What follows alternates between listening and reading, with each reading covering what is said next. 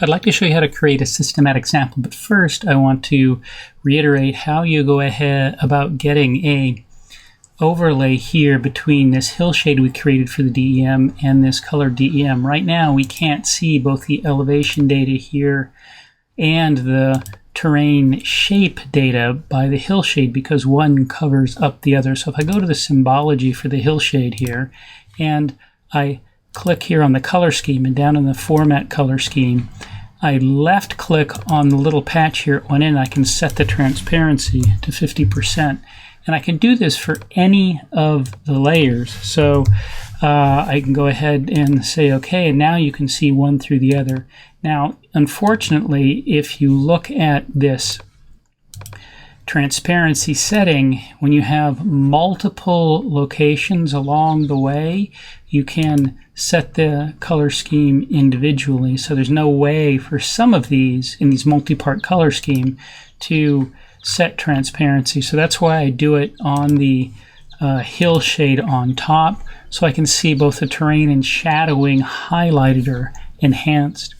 Now, to go to creating a sample grid in a systematic fashion, we use this create fishnet. I could only type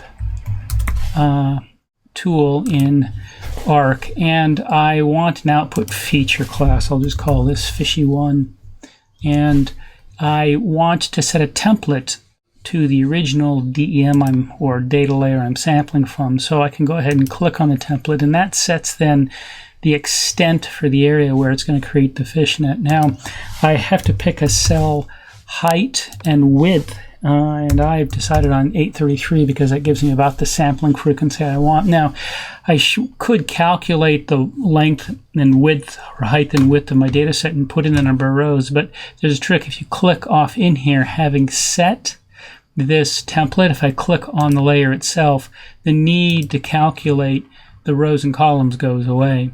I also want to make sure, and this is the important part, that I have this create label points, because those are really the sample points I want to use. So I'm going to go ahead and run.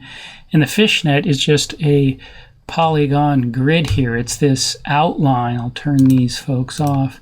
The outline here. So I'm not really interested in this checkerboard or grid cell. What I'm really interested in are these label points that it has created.